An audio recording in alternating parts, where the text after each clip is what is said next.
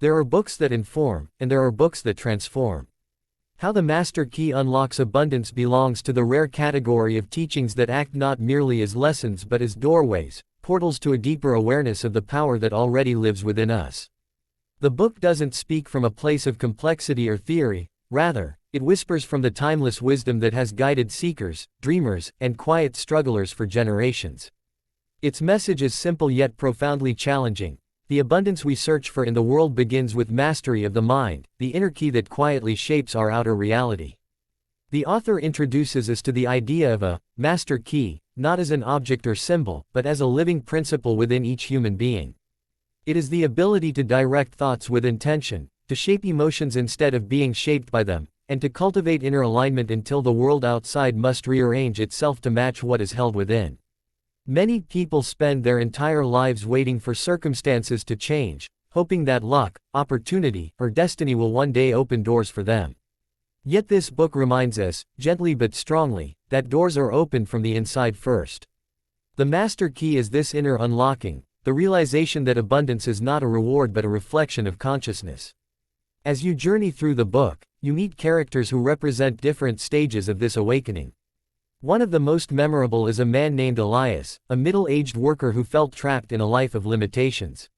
He worked tirelessly, yet abundance always seemed out of reach. Elias believed that the world was fixed, that opportunities were meant for others, and that he was destined to remain where life had placed him. But an encounter with an old mentor changed everything. The mentor shared with him the first principle of the master key: the outer world is the shadow of the inner world. Change the inner blueprint, and the shadow must follow. Elias resisted this idea at first, as many of us do. After all, it is far easier to blame circumstances than to take responsibility for one's inner state. But slowly, he began experimenting. Instead of waking each day with dread, he began greeting the morning with gratitude. Instead of replaying memories of failure, he visualized small success. Instead of believing he was powerless, he chose to imagine that life was supporting him in unseen ways. And though nothing changed instantly, something began shifting inside him. His posture softened. His confidence grew. His conversations carried a new tone, quiet, centered, self-believing. The book highlights how this inner shift began attracting new connections, unexpected opportunities, and subtle synchronicities that seemed almost magical. But the message is clear: the magic was not outside. It began in the mind. The book invites the reader to examine their own mental habits and emotional patterns in the same way. We are asked, what thoughts do you rehearse most? What stories do you keep telling yourself? What possibilities do you allow, or deny, within your imagination? For the master key operates on the principle that consciousness is creative. Thoughts are not passive decorations of the mind, they are seeds with the ability to grow into realities. One of the most powerful lessons explored is the concept of mental tuning. Just as a musician must tune their instrument before creating beautiful music, we must tune our internal frequency before expecting life to play harmoniously. This tuning requires honesty. Many people desire abundance but resonate with fear. They seek success but carry beliefs of unworthiness. They want love but expect rejection.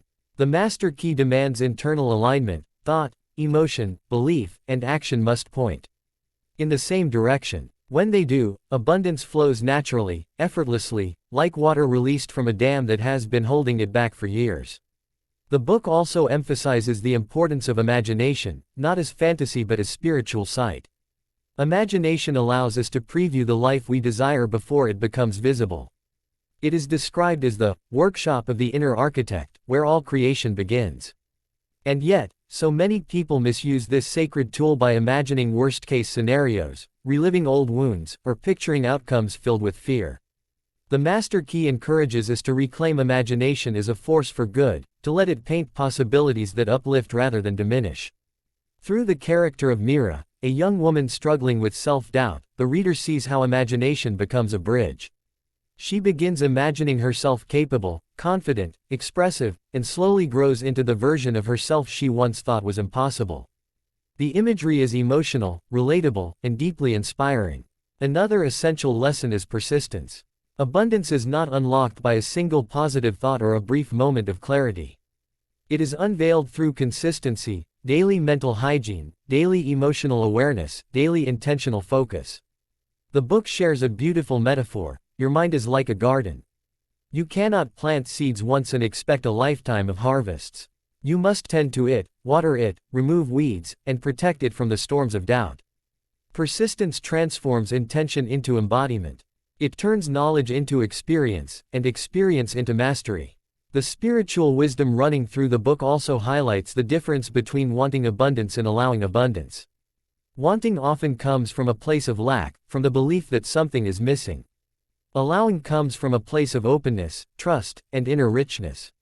When you allow abundance, you stop chasing and start attracting. You stop forcing and start flowing. You stop worrying and start receiving. The Master Key teaches that abundance is not something you must earn, it is something you align with. Just as a radio does not create the broadcast but simply tunes into the frequency, you too can tune into the vibration of abundance already present in life. One of the deepest emotional insights of the book comes during a chapter on self-worth. Abundance cannot enter a heart that secretly believes it doesn't deserve it. The author gently guides the reader to heal old wounds, release inner criticism, and embrace the truth that every human being is inherently worthy of good.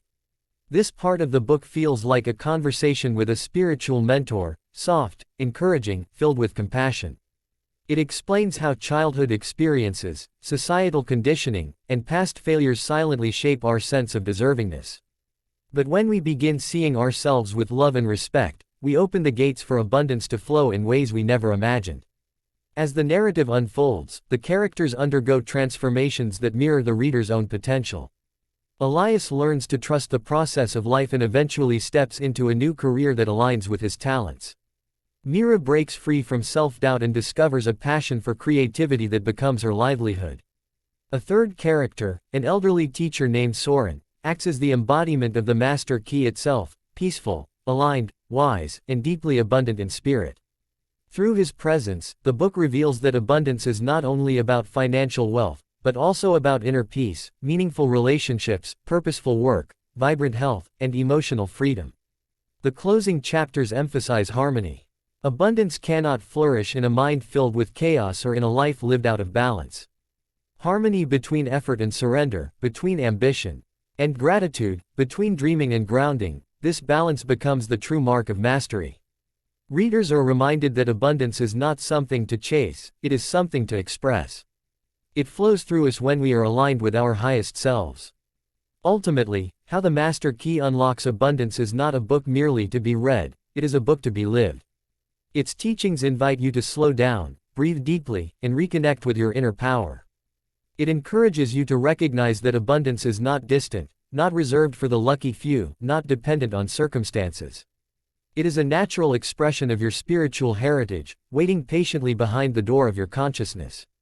And with awareness, intention, and practice, you hold the master key to open that door whenever you choose. By the final page, you feel a shift, not dramatic, but deep. You become aware of the quiet truth the book has been teaching from the beginning: abundance starts within. It grows through your thoughts, flows through your emotions, expresses through your choices, and eventually manifests in your world. When you understand this, life becomes not a struggle, but a partnership. Not a battle, but a canvas. Not a series of obstacles, but an unfolding journey of possibility.